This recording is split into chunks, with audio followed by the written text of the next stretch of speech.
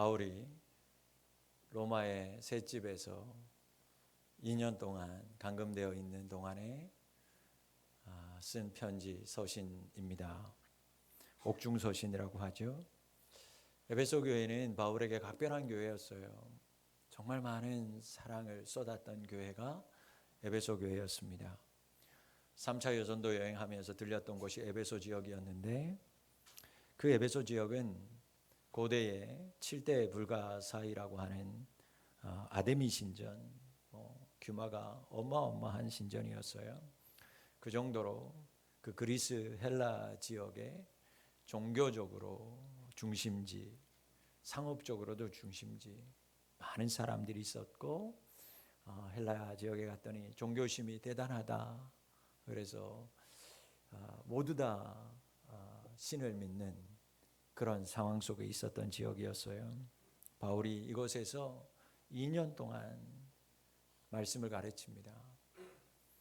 모든 사람들이 그 태양볕 아래에서 다 낮잠 자는 시간에 그는 두란노 소원이라는 곳에서 땀을 흘리며 제자들을 양육하고 하나님의 말씀을 가르쳤어요. 바울이 에베소 교회를 얼마나 사랑했는지 자기가 가장 아들처럼 생각하는 디모데를 자기가 떠난 다음에 후임으로 보내고 세울 정도로 아끼고 사랑했던 교회가 바로 에베소 교회였어요. 이런 교회에게 바울이 지금 로마에서 셋집에 갇힌 상태로 감옥 상태에서 편지를 쓰는데, 그에게 전하는 첫 번째 말이 놀라게 합니다. 찬송하리로다. 사도 바울은 낙심하지 않았습니다. 바울의 지금 처한 상황은 충분히 낙심할 수 있는 상황이었어요. 복음을 전한 결과는 면류관이었는데, 면류관인 줄 알았는데 복음을 전했더니 그 결과는 감옥이었습니다. 마음대로 움직일 수도 없는 처지가 되었어요. 그런데도 바울은 지금 하나님을 찬송합니다. 여러분, 환경 가지고, 조건 가지고,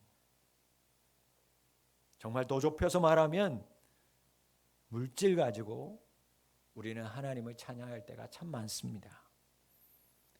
하는 일들이 잘 풀리면, 그래서 안정적인 삶을 유지하면, 잃었던 건강이 회복되고 좋은 성적을 거두면 우리는 하나님을 찬양합니다. 그러나 분명히 알아야 될 것은 감사와 찬양은 물질이나 조건에서 오는 것이 아니라는 거예요. 감사와 찬양이 여러분 물질에서, 조건에서, 환경에서 오는 거라면, 물질과 조건이 가난하고 없음에도 불구하고, 궁핍함에도 불구하고 넘치게 감사하는 사람들을 우리가 어떻게 해석하겠어요? 반대로 물질과 조건, 환경이 충분한데도 여전히 감사하지 못하고 불평하는 사람들은 또 우리가 어떻게 설명할 수 있겠어요? 바울은 궁핍함 중에도 하나님을 찬양합니다. 여러분, 충분히 낙심할 수 있는 환경이었습니다. 그럼에도 그는 하나님께 감사했습니다. 사랑하는 성도 여러분, 바울이 이런 환경과 조건 속에서도 하나님을 찬양합니다라고 고백하는, 그가 감사할 수 있었던 이유는 그에게 하나님이 주시는 신령한 복이 있었기 때문이다라고 그는 고백합니다. 여러분에게도 하나님께서 주시는 신령한 복이 넘칠 수 있기를 축원합니다. 여러분, 감사와 찬양은 조건이나 물질에서 오는 것이 아니라 하나님이 주시는 은혜에 있다라는 거예요. 하나님이 주시는 복이 무엇인지를 깨닫는 사람은 감사할 수 있다라는 겁니다. 하나님께로부터 은혜 받은 사람은 그것이 감옥일지라도 하나님께 찬양할 수 있어요. 감사할 수 있습니다. 자, 그러면 바울은 어떤 신령한 복을 받았기에 이렇게 악조건 속에서도, 감옥 속에서도, 이 힘들고 어려운 조건과 환경 속에서도 그는 하나님을 찬미합니다, 찬양합니다, 감사합니다 라고 고백할 수 있었을까요?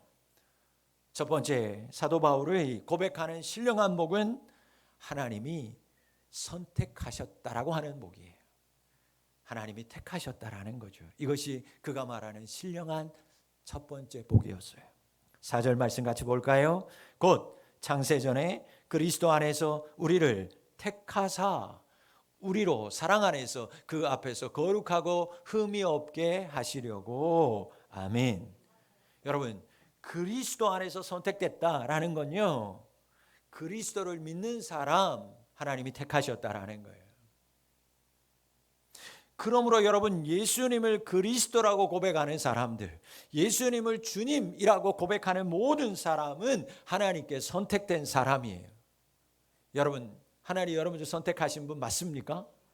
아멘이십니까?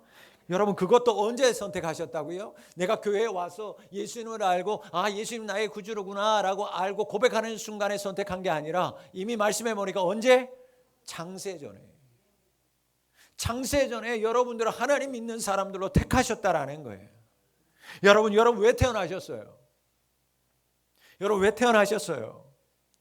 아이들이 요즘은 안 그런지 모르지만 부모님들이나 친구들하고 이렇게 생일잔치 할 때 애들이 장난스럽게 뭐라고 부릅니까? 왜 태어났니? 왜 태어났니? 이 험한 세상 왜 태어났니? 그런 얘기합니다. 여러분 왜 태어났어요? 이렇게 힘들고 어려운데 왜 태어났어요? 하나님의 섭리라는 거예요. 하나님의 뜻이에요.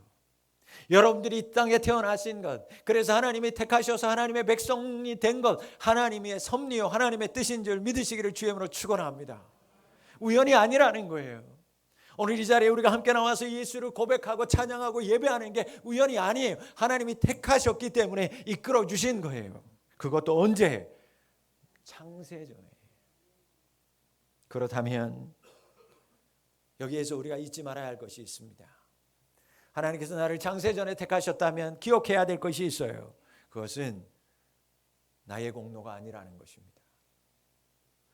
하나님께서 택함 받은 것 나의 공로 없다라는 거예요. 조금이라도 내가 뭔가 달라서 선택받았을까?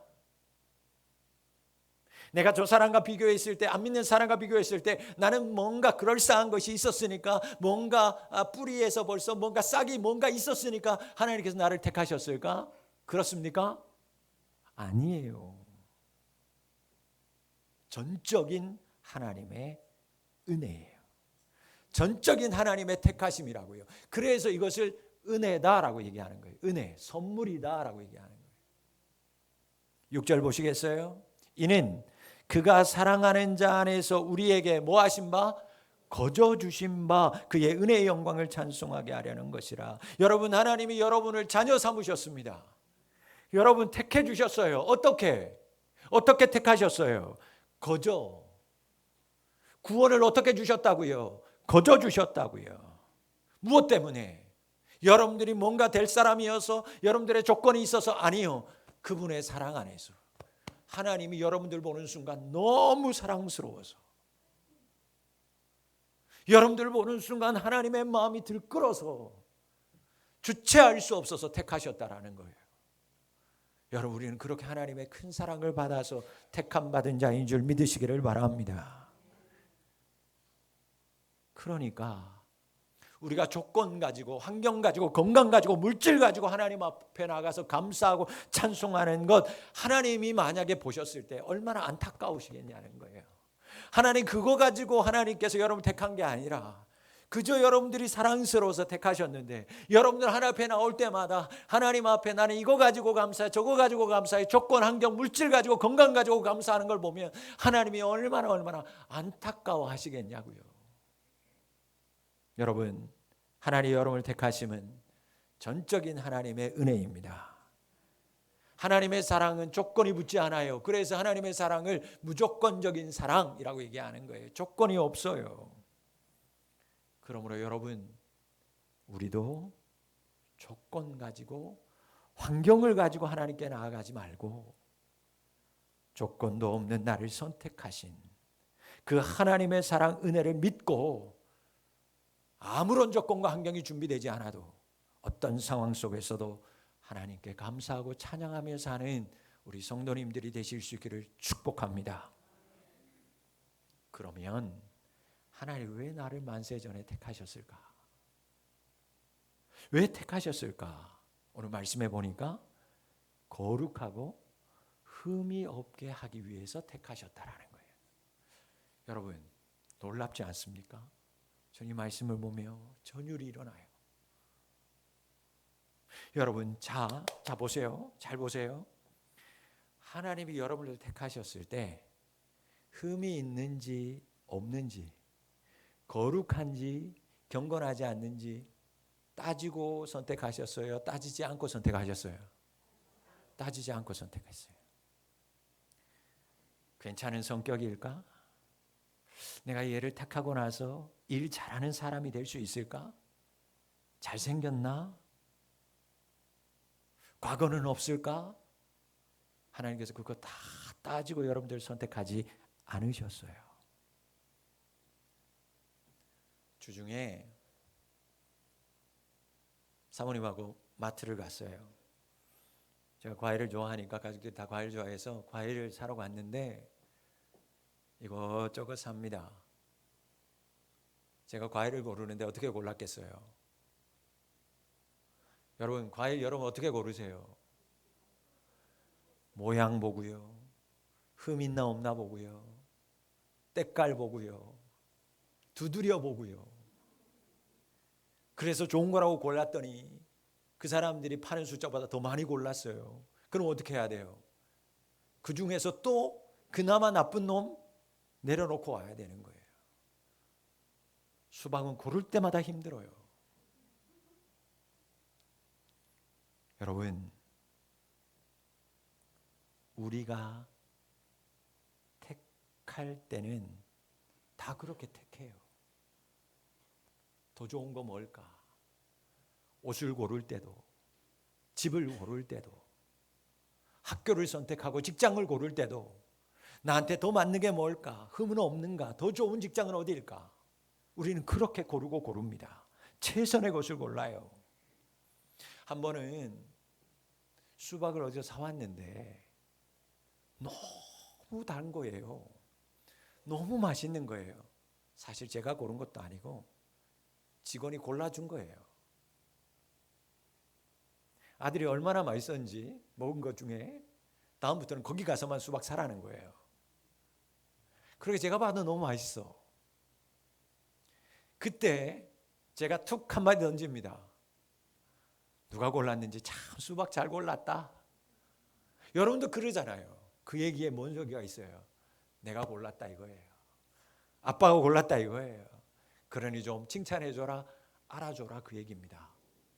그걸 공로라고 얘기해요. 의라고 얘기하는 거예요. 인간은 그래요. 뭔가 알아봐 주기를 바래요. 칭찬받기를 바래요.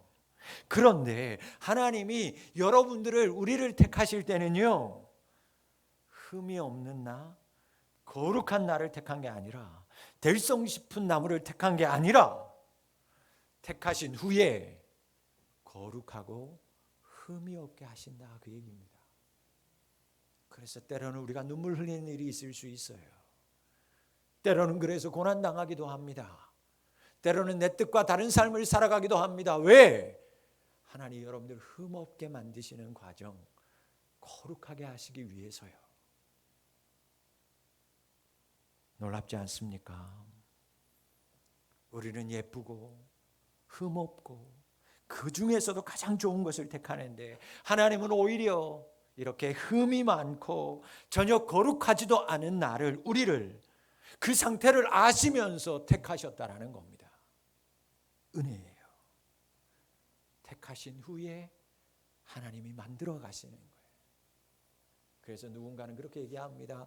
하나님은 정말 훌륭한 재활용 업자라고요. 찌그러진 인생, 흠 많은 인생 하나님이 고쳐서 이전보다 더한 좋은 제품으로, 더 나은 인생으로 하나님이 여러분들을 지금도 만들어 가고 있으십니다.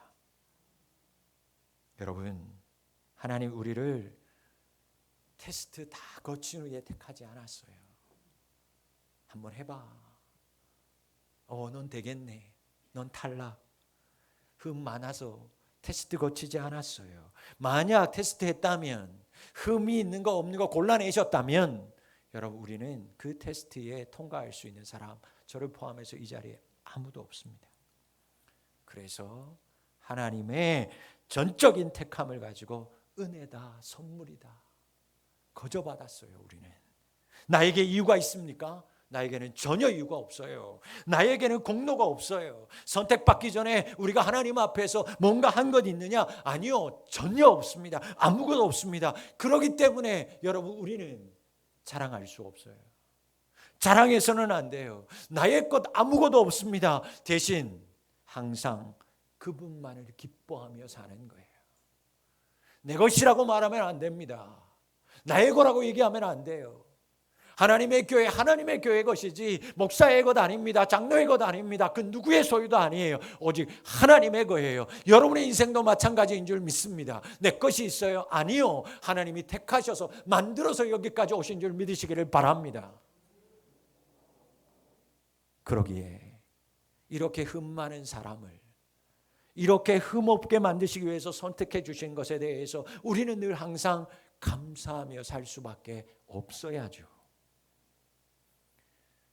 내가 하나님께 무언가를 하면 하나님 기뻐하실 거야 라고 생각하는 사람이 많아요.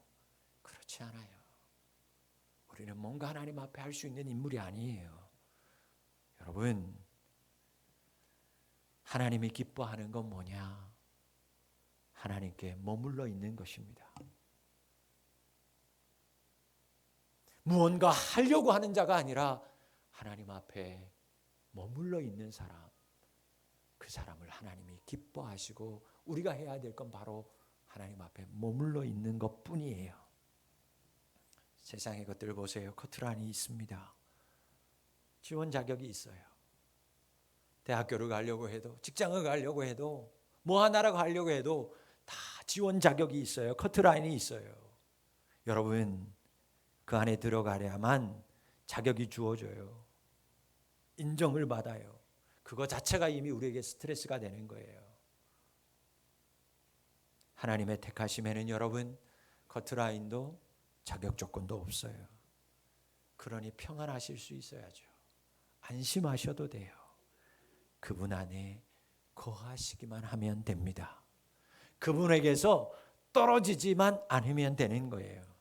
우리가 그분 안에 머물러 있기만 하면, 그분에게서 떨어지지만 않으면 여러분, 성경은 말씀합니다. 저절로 자란다고요. 열매 맺는다고요.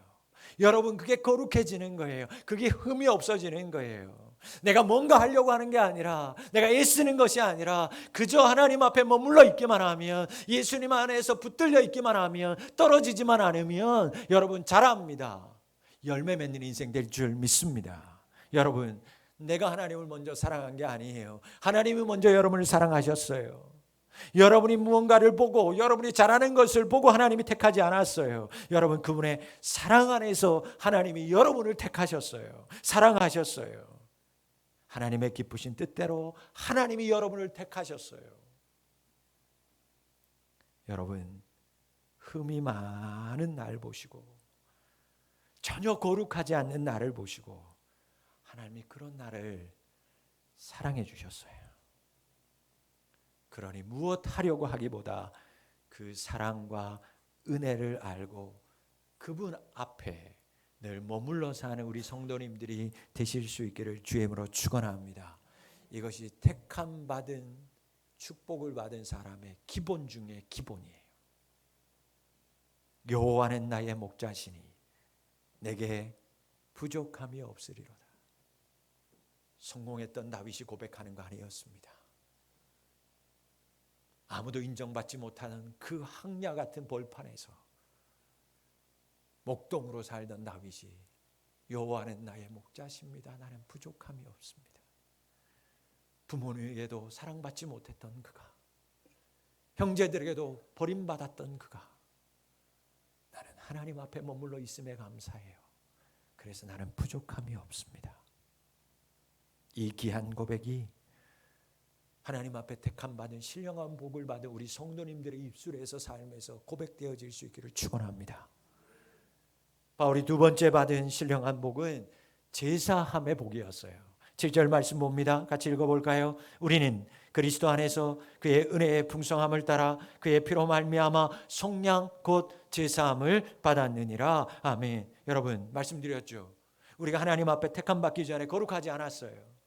흠 너무너무 많았어요. 한마디로 말하면 하자였어요. 하자 인생이었어요. 그런 우리가 하나님께서 베푸시는 즉 예수님의 풍성한 은혜로 인해서 속량 제사함을 받았다. 구원받았다 그 얘기입니다. 흠 많고 거룩하지 않은 하자 인생이었는데 예수님의 은혜 때문에 허물이 가려졌어요. 죄 용서함을 받았어요. 여러분 이보다 더 큰 복이 어디 있어요? 이보다 더 신령한 복이 어디 있습니까? 죄의 삭은 사망이에요. 그 말은 우리의 것으로 갚을 수 없다라는 거예요. 죄의 값은 사망인데 그것도 죄 없는 사람의 사망이 그 삭을 갚을 수 있는데 우리는 죄가 많아서 우리가 죽는다고 해서 그 값이 사여지느냐? 안 된다라는 거예요. 우리는 그래서 죄값을 치르는 건 죽을 수밖에 없는데 우리는 죄가 있어서 죽어도 그 죄가 사하지지 않아요. 그래서 죄 없으신 예수님이 날 대신해서 우리를 대신해서 십자가에 물과 피를 다 흘리시고 죽으셨어요. 다 이루었노라. 일방적으로 예수님이 내 죄값을 속량 갚아주셨다고요. 다 이루었노라. 여러분 이렇게 우리는 그리스도 예수의 은혜 안에서 풍성함에 따라 죄사함을 받은 자가 되었어요. 내 죄값을 대신해서 죽으신 예수님 때문에 나는 산자가 됐고 거듭남자가 됐어요. 일방적인 은혜예요. 너무 큰 선물이에요. 바울이 감옥에 있으면서 이 구원하신 속량의 죄를 생각할 때마다 하나님을 찬양했어요. 다윗은 시편 32편에서 허물의 사함을 받고 자신의 죄가 가려진 자는 복이 있다라고 고백합니다. 내 죄가 사해진 것, 내 죄가 예수 그리스도로 인하여 다 깨끗하게 씻금 받은 것, 그것이 복이라는 거예요. 그것을 찬양해야 돼요. 여러분 예수님의 풍성한 은혜 때문에 우리는 구속함을 받았습니다. 거듭난 자가 됐어요. 그러면 어떻게 살아야 되나? 성령 충만하게 살아야죠. 8절 말씀 보시겠어요? 이는 그가 모든 지혜와 총명으로 우리에게 넘치게 하사. 여러분 성령은 어떤 신이냐? 지혜와 총명의 신이에요. 여러분 지혜와 총명의 신이에요. 그래서 성령이 임하면 지혜가 생깁니다. 총명이 생겨요. 착각하지 말아요. 그러면 지혜와 총명의 성령의 역사가 일어나면 공부 못하는 사람이 하루아침에 공부 잘해질까? 그럴 수도 있지만 거의 그렇지 않아요. 공부 못하던 사람이 수학 문제를 못 풀던 친구가 성령 충만함을 받으면 그 다음날 막 수업 풀려지고 영어가 암송되고 될까요? 안 돼요. 그건 여러분 공부해야 가는 거예요. 그건 지혜라고 말하지 않아요. 그건 총명이라고 얘기하지 않아요, 성경에서.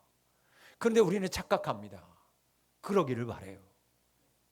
고3 때는 여러분 하나님 앞에 공부로 영광 돌리는 거예요.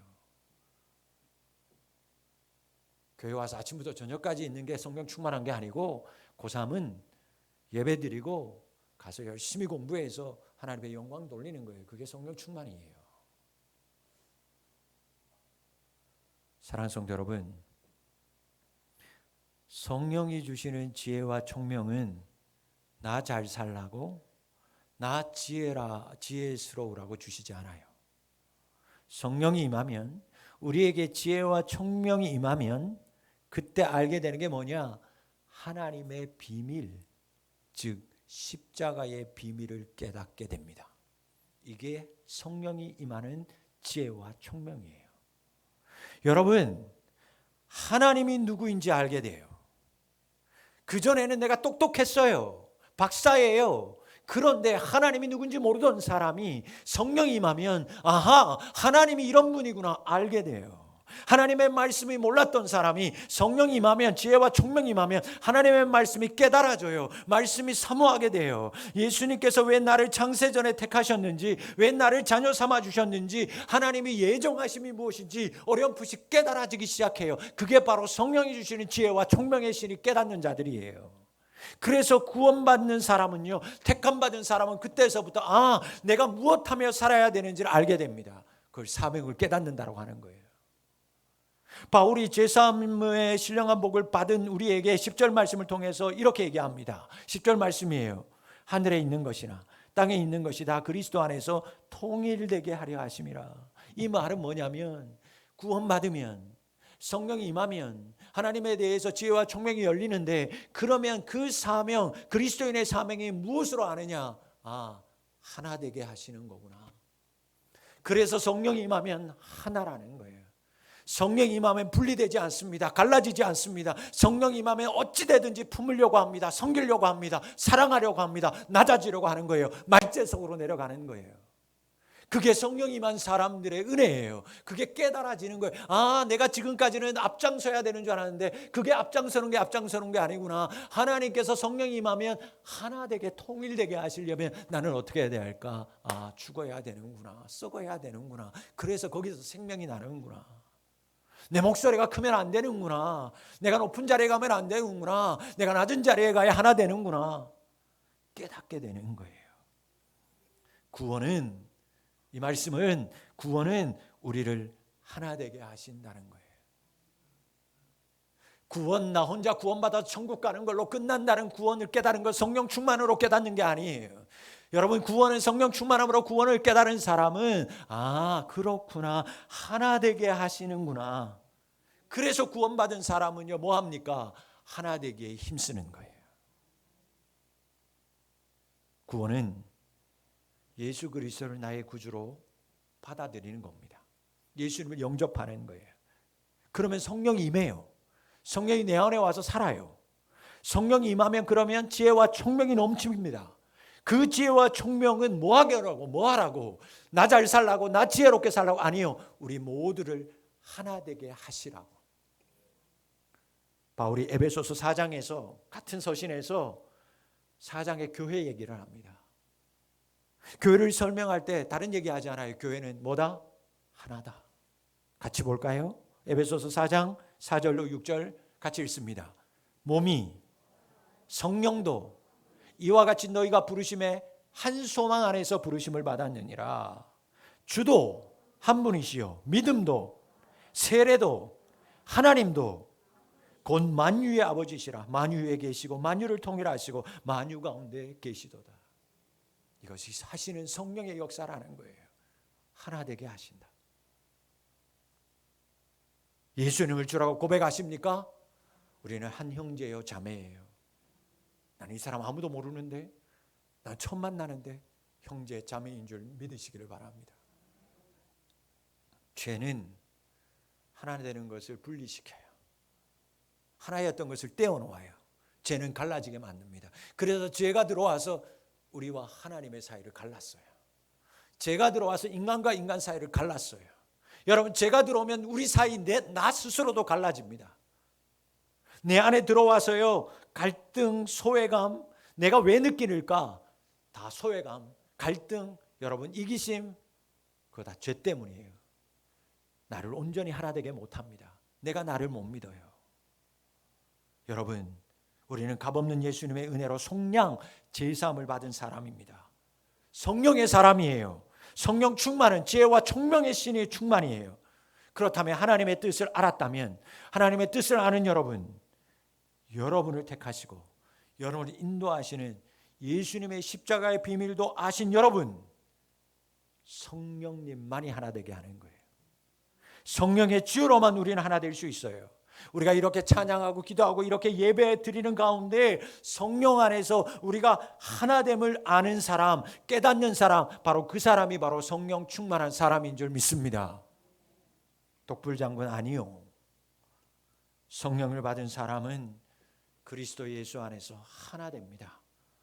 그래서 이 하나 되는 것을 힘써 지키는 거예요. 갈라지면 안 돼. 나눠지면 안 돼. 예수 안으로 들어와야 돼. 그래서 예수 밖에 있는 내 자식을 위해서 우는 겁니다. 내 자식이, 내 남편이, 내 아내가 예수 바깥에 있기 때문에 우는 거예요. 그것이 성령의 충만함이에요. 오늘 보이다가 안 보이는 성도들이 보이면 그것이 안타까워서 우는 겁니다. 그것이 성령의 역사예요. 그게 바로 성령의 충만함이에요. 주여 주여 크게 외치고 방언을 하고 뭔가 기적을 일으키는 게 성령의 은사고 성령 충만함이 아니라 교회가 성도들이 하나 되게 하는 것, 그것이 성령의 역사요. 그것에 순종하는 자가 성령 충만한 사람인 줄 믿습니다. 그러므로 성령 제3을 이 신령한 복을 받은 우리 사랑하는 성도 여러분, 하나라는 사실을 기억하시고 서로를 품고 이해하며 살아갈 수 있기를 바랍니다. 다르다고 밀치지 말아요. 틀릴 뿐입니다. 다를 뿐이에요. 하나라는 사실 꼭 기억하세요. 성령 충만은 품는 것입니다. 섬기는 거예요. 그렇게 성령 충만하게 살아가는 우리 가족들 될 수 있기를 주의 이름으로 축원합니다. 세 번째 신령한 복은 하나님이 보증하시는 복이에요. 14절 말씀 한번 볼까요? 같이 읽습니다. 이는 우리의 기업의 보증이 되사 그 얻으신 것을 속량하시고 그의 영광을 찬송하게 하려 하심이라.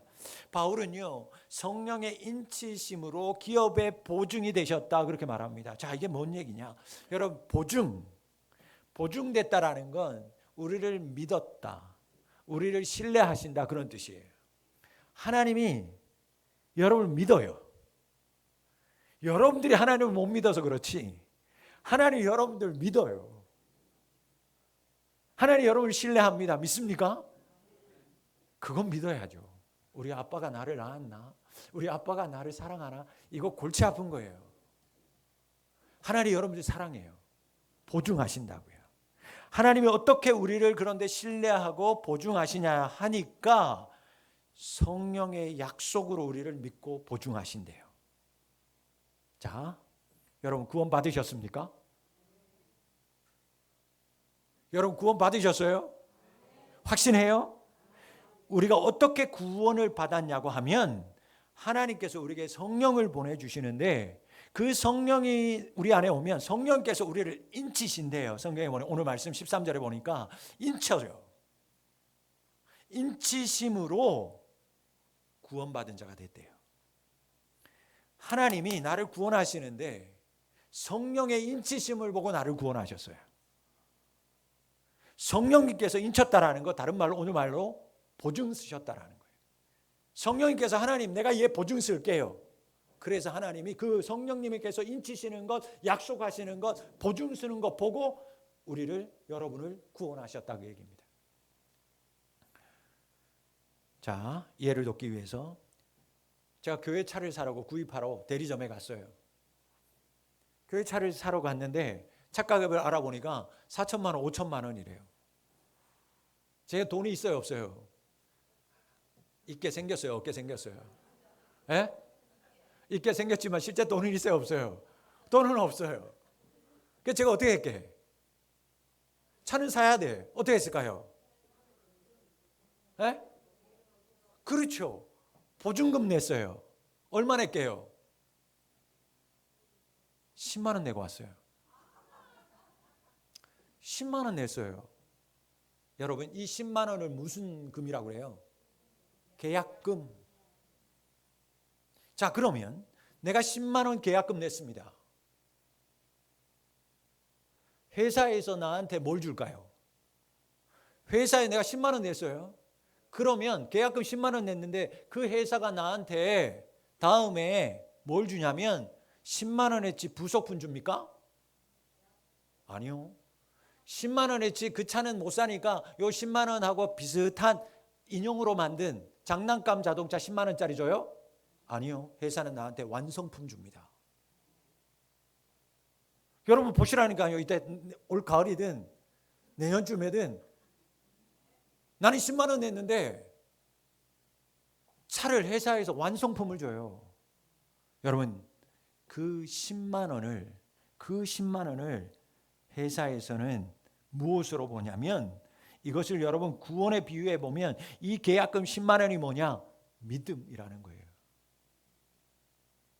이 계약금 10만 원. 자 들어야 돼요. 이 10만 원 내 돈이에요? 내 돈 아니에요? 이 10만 원 믿음 내 거예요, 내 거 아니에요? 내 거라고 하면 큰일 나요. 이 10만 원 믿음도 하나님이 주신 거예요. 그러니까 내 게 있어요, 없어요? 내 건 하나도 없어요. 이 10만 원도 하나님이 주신 거라니까요. 이 믿음도 하나님이 주셔서 내가 보증을 건 거예요.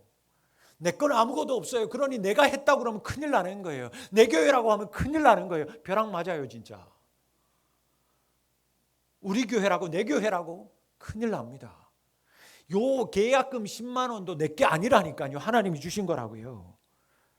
성령의 역사다라고 말씀하고 있어요.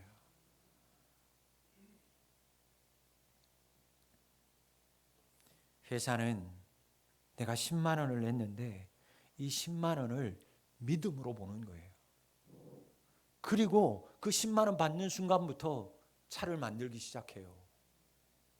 다 냈어요? 아니요. 10만 원만 냈는데 차를 만들어서 완성품으로 나한테 딱 갖다 줘요. 다 만들었습니다. 그 10만 원을 믿음으로 보고 진행하는 거예요. 근데 그 10만 원도 성경은 구원을 받은 그것마저도 하나님이 역사해 주셨다. 내 거 아니다. 이것을 에베소서 2장 8절 9절 말씀에서 기가 막히게 요약하고 있어요. 자, 에베소서 2장 8절 9절입니다. 보세요. 시작. 너희는 그 은혜에 의하여 믿음으로 말미암아 구원을 은혜, 선물로 믿음도 뭘로 받았다? 은혜 때문에. 그래서 구원받았으니 이것은 너희에게서 한 것이 아니요. 그 10만 원도 누가 줬다고요? 하나님의 선물이라. 계속해서 읽습니다. 시작. 행위에게서 난 것이 아니 이는 누구든지 자랑하지 못하게 하며. 요거 10만 원 내 거야? 아니요. 이 차 내 거야? 아니요. 내가 뭐 했다고? 아니요. 내 건 아무것도 없는데. 여러분, 성령님이 여러분의 보증금이 되어주셨어요. 성령님이 여러분의 계약금이 되어주셨어요. 그래서 이렇게 흠 많고 이렇게 미약함에도 불구하고 내가 지금 우리가 구원받은 자가 되어서 이 자리에 서 있는 줄 믿습니다. 여러분, 성령은 우리를 인쳐요. 인쳤다. 도장 찍었다. 성령님이 하나님의 자녀로 여러분 다 도장 찍었어요. 그래서 하나님 우리를 구원하실 뿐만 아니라 구원받고 끝나는 게 아니라 주님 오시는 그날까지도 끝까지 사랑해 주시는 줄 믿습니다. 이게 성령의 보증이라고 하는 거예요. 그러므로 성령의 인치심으로 하나님께 보증의 복을 받은 여러분, 그러니 성령 안에 살아야죠. 하나님 안에 머물며 살아야죠. 항상 성령과 함께 행하며 살아야 됩니다. 이게 성령 충만이에요. 한번 기도해서, 한번 교회 와서 은혜 받아서, 그것도 많이 받아서 그게 성령 충만이 아니라 항상 성령님과 함께 행하고 사는 것, 그것이 바로 성령 충만이에요. 우리는 성령 안에 살 때 구원의 은혜를 누릴 수 있습니다. 성령을 말미암지 않고는 절대로 구원의 감격을 누리지 못해요. 나를 보증해 주시는 성령님의 인치심을 받은 사랑하는 우리 성도 여러분, 날마다 이런 성령님과 동행하며 살아가실 수 있기를 축원합니다. 말씀을 맺습니다. 구원보다 중요한 건 없어요. 행위로 얻은 구원도 아니요, 내 노력으로 구원받은 거 아닙니다. 하늘에 속한 신령한 복으로만 구원을 받습니다. 아무 공로 없는 우리를, 거룩하지 못하고 흠이 많은 우리를 전적으로 하나님이 택해 주셨어요. 하나님께서 그렇게 택하신 우리를 예수님의 풍성한 십자가의 은혜로 속량 제사함 받게 하셨습니다. 성령의 인치심으로 우리가 구원의 보증을 받은 자가 되었어요. 이렇게 귀한 신령한 복을 받은 우리가 지금 이렇게 구원받았고 구원의 은총을 누리고 있지 않습니까? 사랑하는 우리 성도 여러분, 이제 여러분의 믿음을, 여러분의 구원을 다시 점검해 보시기 바랍니다. 구원 받으셨어요? 어떤 구원을 받으셨어요? 신령한 복을 받으신 사랑하는 성도 여러분, 진정한 성령 충만한 삶을 살아갈 수 있기를 축원합니다. 그래서 성령이 하나 되신 것을 힘써 지키며 사는 것, 그것이 성령 충만이에요. 보는 사람, 만나는 사람, 우리 안에 있는 우리 모든 성도들 다 다르지만 성도들을 만나고 볼 때마다 사랑하는 마음으로 서로 하나 되기를 힘쓰며 살아가는 성도, 그게 성령 충만한 성도예요. 구원의 감격을 가지고 매일 하나님을 찬양하고 살아가는 사람, 그 사람이 성령 충만한 사람입니다. 나 같은 사람을 하나님이 이렇게 보증해 주셨구나. 성령님이 보증해 주셨구나. 그래서 나는 주님 안에 머물러 삽니다. 성령 안에 머물며 삽니다. 그것이 성령 충만함을 깨닫고 날마다 성도들과 하나됨으로, 그리고 성령님과 하나님을 찬양하며 살아가는 우리 성령 충만한 우리 가족들 될 수 있기를 주의 이름으로 축원합니다. 성령님이 여러분과 함께 하십니다. 기도하겠습니다. 하나님 아버지, 고맙고 감사합니다. 버림받아야 마땅하고 택함받지 말아야 할 흠 많고 허물 많은 하자 많은 인생을 하나님 택하여 주셔서 속량하여 주셔서 감사합니다. 하나님, 더욱더 하나 되기에 힘쓰는 우리가 되게 하여 주시고 섬기며 살게 하시고 무엇을 하는 자가 아니라 하나님에게 머물며 살아가는 성령 충만한 인생으로 살아가는 우리 모든 성도들이 되게 도와 주옵소서. 인쳐 주셔서 주님 오실 그날까지 지키시는 성령님, 주와 동행함이 우리의 삶의 가장 기쁨이 되게 도와 주시옵소서. 예수님의 이름으로 기도합니다. 아멘.